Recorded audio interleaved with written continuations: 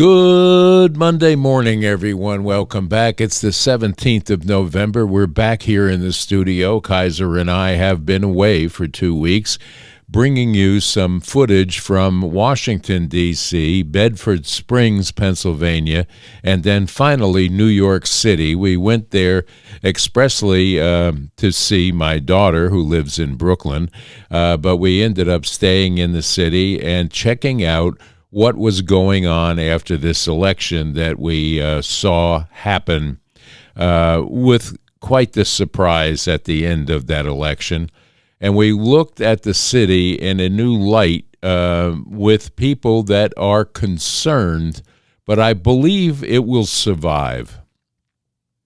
Having grown up there, I can tell you that New Yorkers know how to survive. And we'll get past this man Danny thing, even though he has already backpedaled on some of the things that he's promised.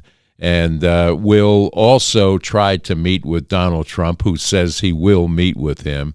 I think that there is some concern and worry on the parts of the citizenry of New York City proper and the rest of the other boroughs that go along with some of the changes that they say will take place. I found the city quite deteriorated in some areas due to construction and scaffolding all over everything that you can see, including the famous Carnegie Hall and the storefronts that you walk by on Fifth Avenue this time of year getting ready for Christmas, and the Christmas window decorations were being readied to go forward this week. And the scaffolding takes away from some of that. We went on up to St. Patrick's Cathedral for some prayers for this country and for the city of New York, and for all of our listeners here, including you people that are tuned in today. And we found the scaffolding away from that. Last time we were there was right before COVID, and there was scaffolding all over at St. Patrick's Cathedral, which is off now, and we had some shots. If you were lucky enough to see our postings from all three areas, D.C., Bedford Springs, and New York City, you will see pictures of certain things in there.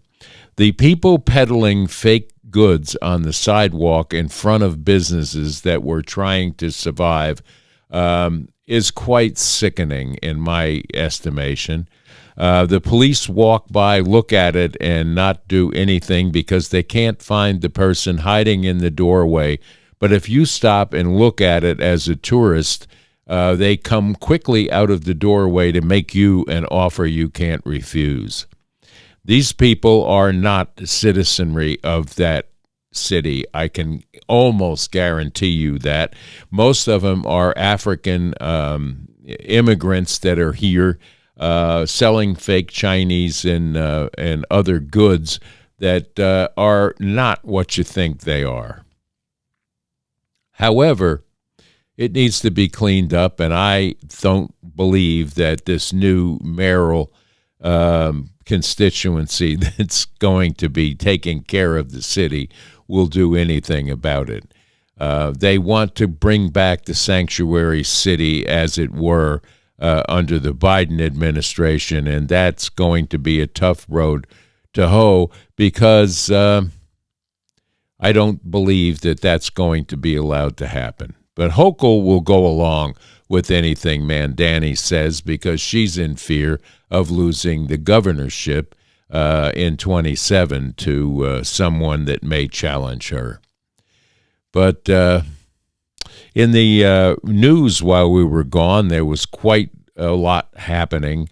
Numbers and polls up and down, the stock market up and down a little bit, and so on. So we're not going to get too much into that.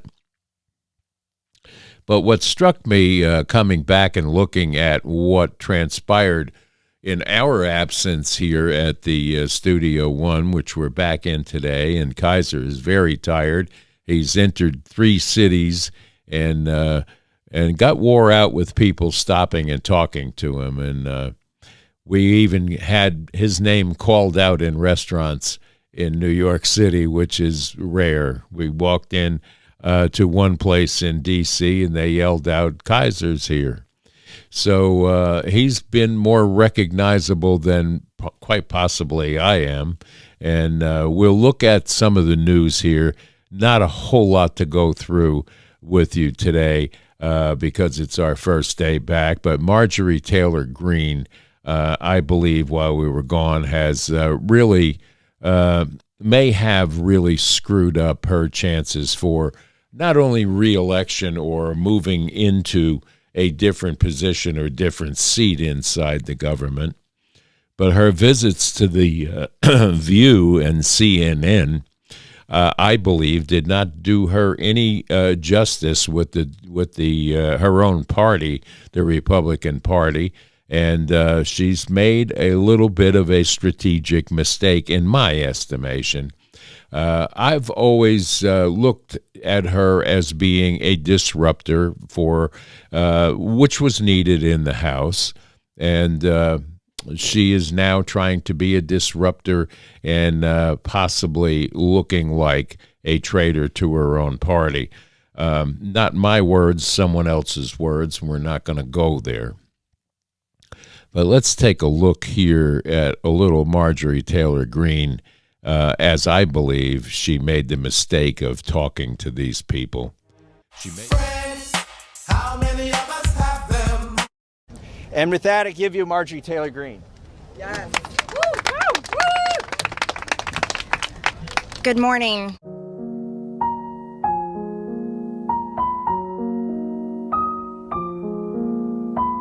This is my 5th year in Congress, and this is the largest press conference that I've seen since I've been here.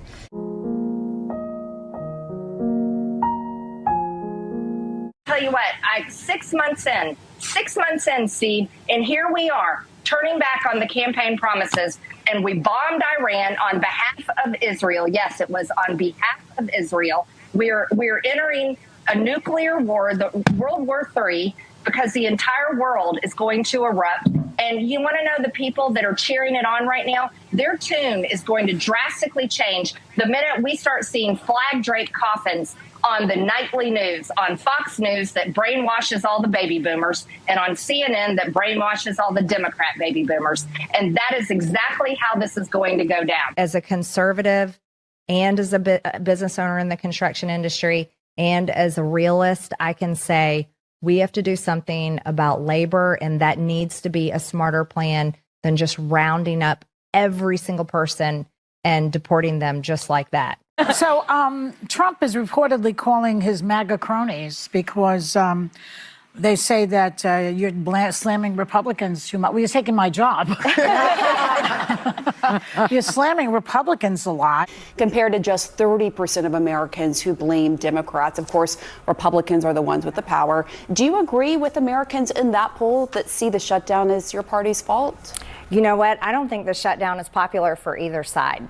And so I see the shutdown completely different from maybe my party leadership. And I'm not putting the blame on the president. I'm actually putting the blame on the speaker and Leader Thune in the Senate. This should not be happening. And I don't think, look, as a member of Congress, we already have a low enough job approval rating. This shutdown is just going to drive everybody's approval rating that much lower. But so you're putting the blame on the leadership of your party? Absolutely. We control the House. We control the Senate. We have the White House. I can feel your anger. It gives you focus, makes you stronger. You know, I have to, before we even talk about that, I have to say Marjorie Taylor Greene, who was on the show yesterday, her timing couldn't have been better. I mean, she's basically turning on the Republicans in several areas. Of course, continuing to say she loves Trump, because why wouldn't you? Because the retribution against her would be horrible. So she stays there. I am your retribution. I am your retribution.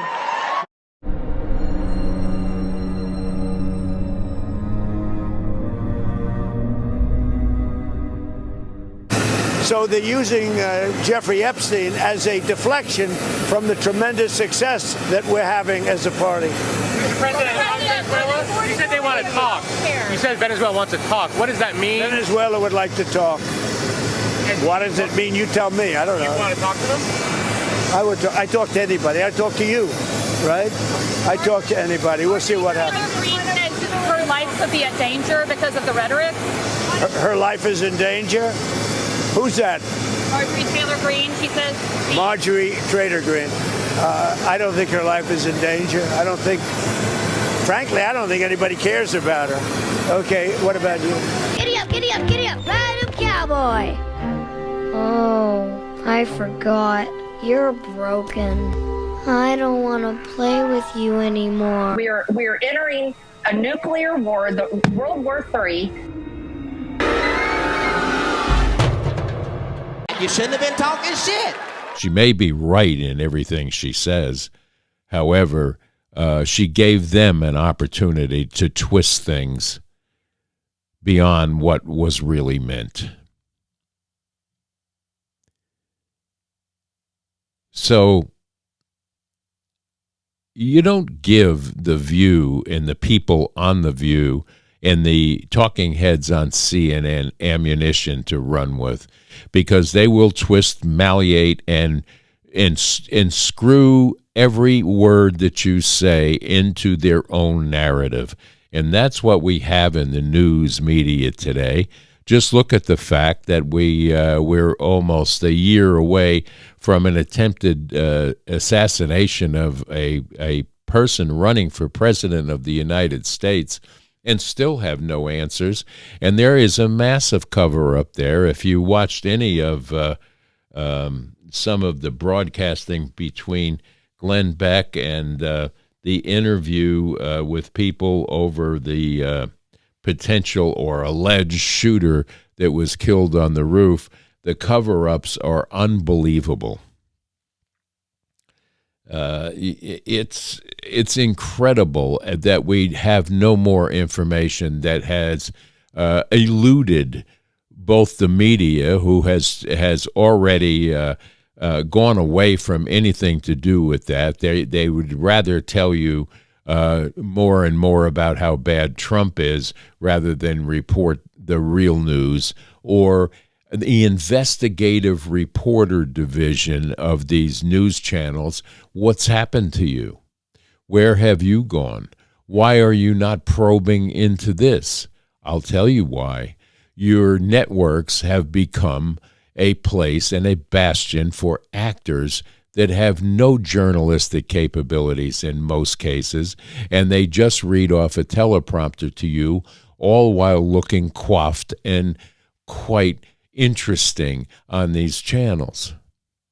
It is almost incredible, the cover-up that we have been experiencing, and look at what has been discovered over this particular shutdown. The Schumer shutdown shed some light on some things, such as the SNAP and all of the food assistance programs that have been a playground for fraudsters over the years.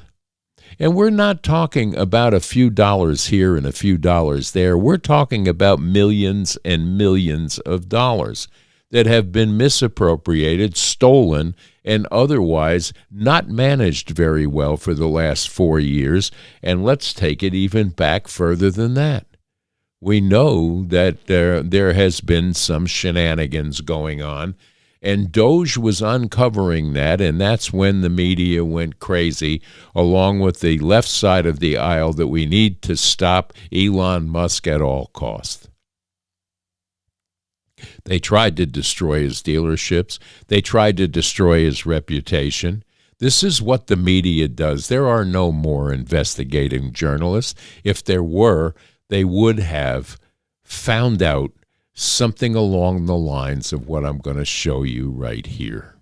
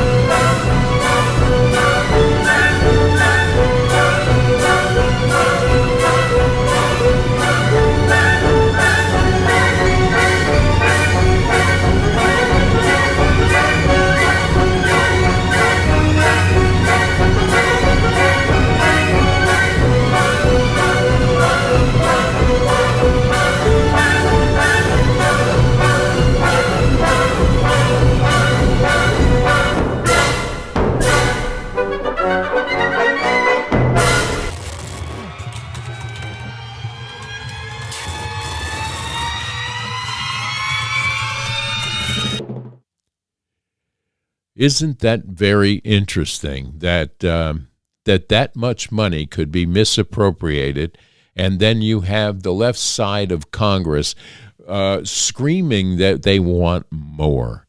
They want to reinstate another $1.5 trillion so they can continue with the misappropriation of funds in whatever program you look at. And as far as the sunset on the Obamacare program that the Democrats designed is a sticking point with them because they want to put it back.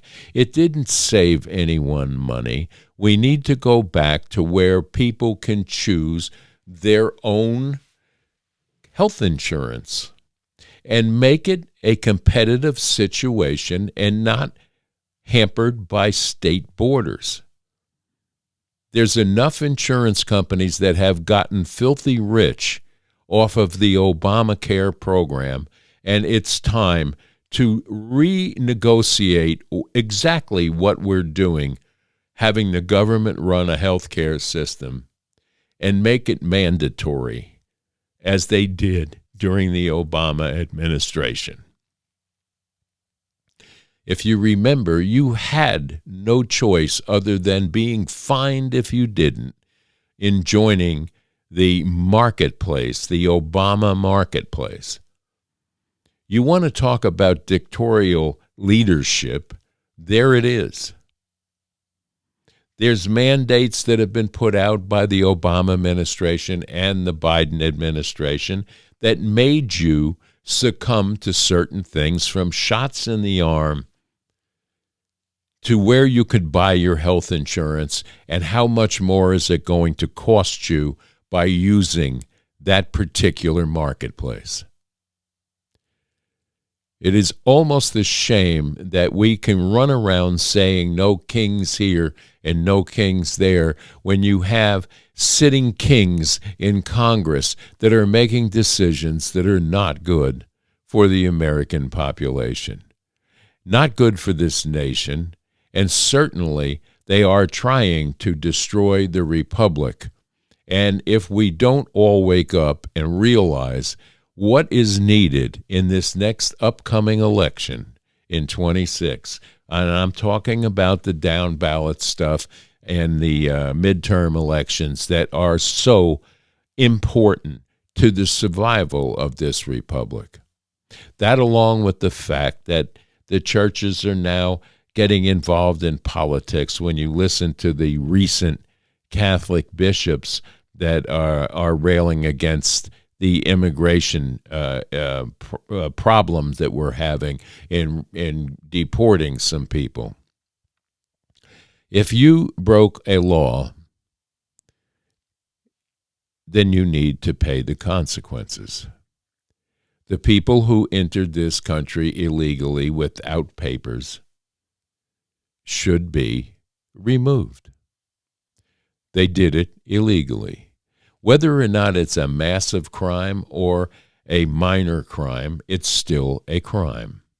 We have a immigration enforcement league that is out there doing the job of rounding up people that didn't report for their court date or ducked it totally, or have criminal records, not only here but in other countries, that need to be removed from our society. We can no longer maintain a society with criminals that in some cases are murderers, child molesters, and the like running loose, when we have an organization that knows how to round them up and put them back from whence they came. It's not hard to figure out if you break the law, the immigration law, in any country across this globe, there will be consequences. If you overstay a visa, whether it's a student visa, a work visa, or any other sort, then you are illegally in this country and subject to removal.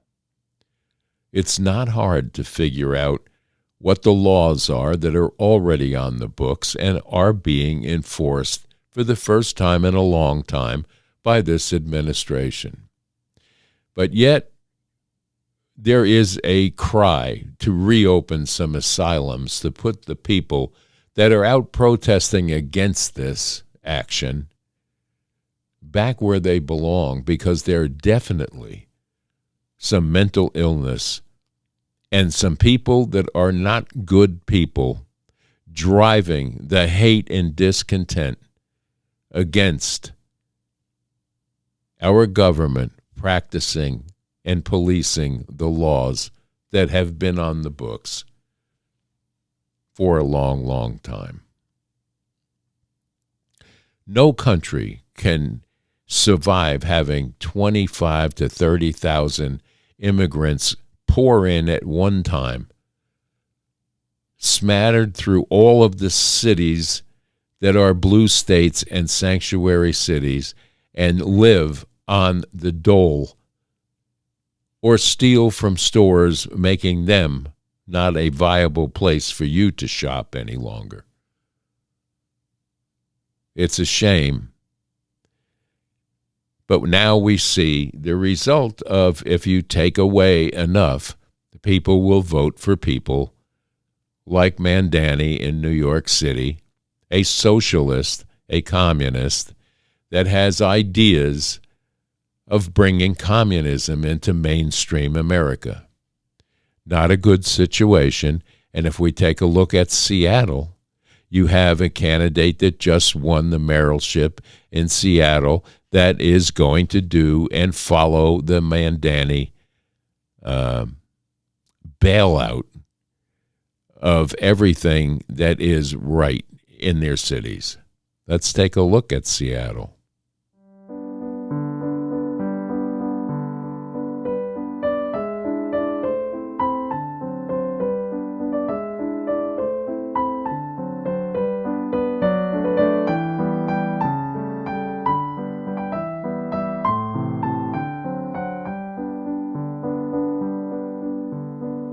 Access to affordable, healthy food is a basic right. We cannot allow giant grocery chains to stomp all over our communities, close stores at will, and leave behind food deserts. Together we can build a Seattle where fresh food is for everyone, not just for those who can afford it. Food deserts are not natural. Corporations create them when they abandon our communities. Meanwhile,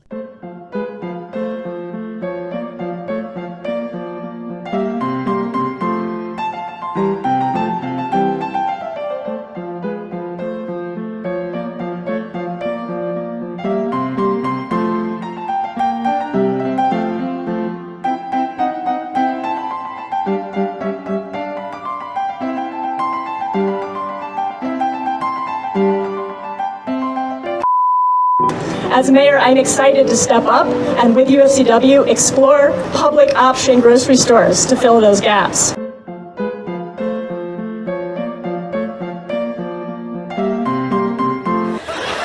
And who is going to pay for it? I don't know.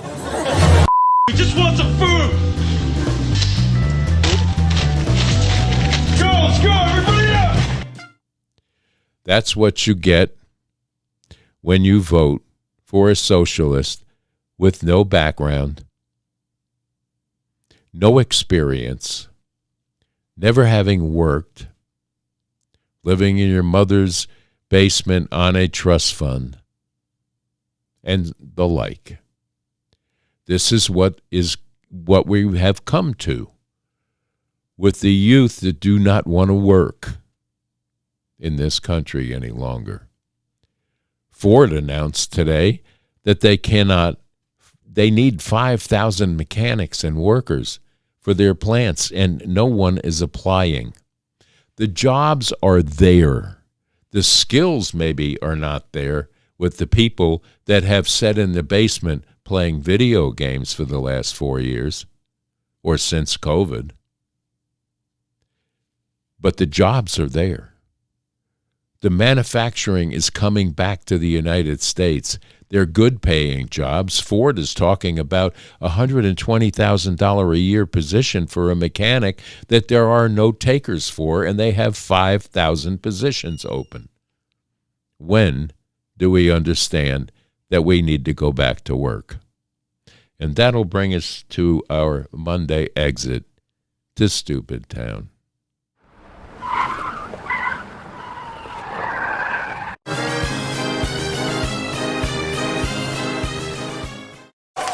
Trump has declared war on our immigrant neighbors. Yeah. ICE. Abolish ICE. No justice, no peace. No ICE or police. No ICE or police. No justice, no peace. No justice, no peace. No ICE or police. These are bad people. These are sick degenerates. Just having that ability to pull families apart is not a good thing. I'd always wonder what it is people were doing when Nazis were coming and taking families away from each other. And we're living in that moment right now, and I don't want to live in the future where people ask me, what did you do in this moment? It is wrong that our children are living in fear. The only violence and terror that we are experiencing is from the government right now.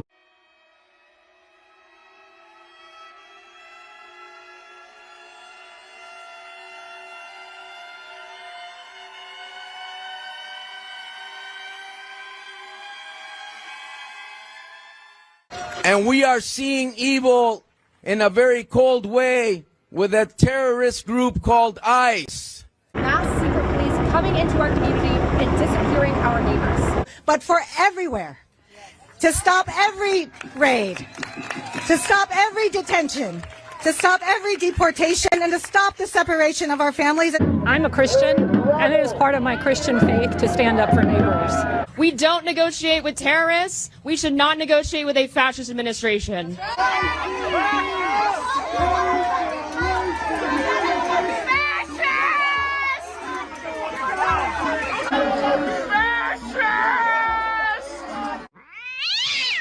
No human being is illegal. Standing up for our immigrant neighbors. We're here to say that the American people are opposed to these kinds of policies. Speak for yourself. Take your mask off! Take your mask off! Take your mask off! Take your mask off! I think my concerns are based around what the federal immigration agents are doing. We're not taking criminals out of the street. We're taking regular, upstanding people out of the street that are providing to this community in the same way that other people are. Hey, you want to see something really scary? You bet. Really? ICE officials in Miramar today announcing the agency has arrested and deported more than 200 people convicted of sex crimes as well as convicted murderers. CBS News Miami's Yvonne Taylor has more details on what officials are calling Operation Dirtbag. These are some of the worst child molesters, rapists, murderers, convicted criminals that have been in and out of your community for a long time.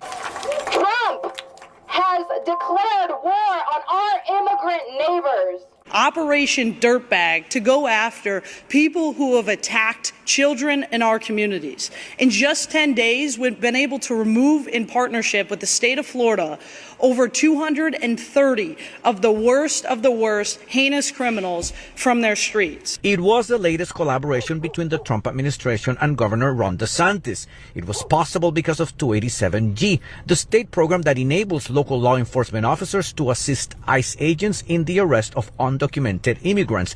The director of ICE, Madison Sheehan, said 54 were classified as sexual predators, 164 were offenders of sexual crimes, 2 were convicted murderers. My concerns are based around what the federal immigration agents are doing. We're not taking criminals out of the street. We're taking regular, upstanding people out of the streets that are providing to this community in the same way that other people are. All had final deportation orders. The governor is instead focusing on using just a few people as scapegoats to criminalize an entire population. I should say it again. The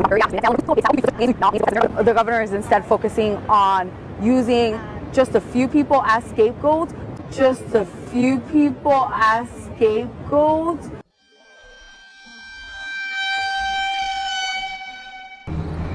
Hey.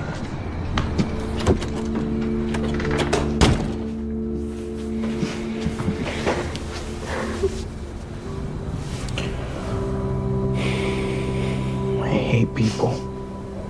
Me too. I deliver groceries for Walmart. EBT hit in Michigan yesterday. Before EBT hit, I think I moved 1 Home Depot order and groceries. I was moving a lot of groceries yesterday before EBT hit. And all of these people were paying with cash, not EBT. EBT hit. The number 1 item I was moving was pop. I'd be going to orders of people who had EBT, and I know they had EBT. I know for a fact it was EBT, because as soon as you make the delivery, within 5 minutes, the tip gets erased. People who pay with cash, they don't erase the tip. Everyone who pays with EBT erases the tip. And yesterday, after EBT hit, I moved more pop than I moved food. Yeah. And outside of pop, the number 1 thing I was moving was chips. Chips, like Doritos and stuff. I deliver groceries. The number 1 item bought on EBT yesterday in my area was soda and chips. I'm getting your food, honey. 3-year-old's plate, and she got her toy. I don't give my kids their toys until after they eat. 6-year-old's plate.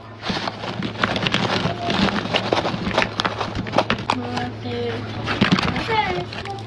8-year-old's plate. My girls got apple juices, and my son got a Sprite. I was not cooking today because my son had a soccer game, and I'm sick.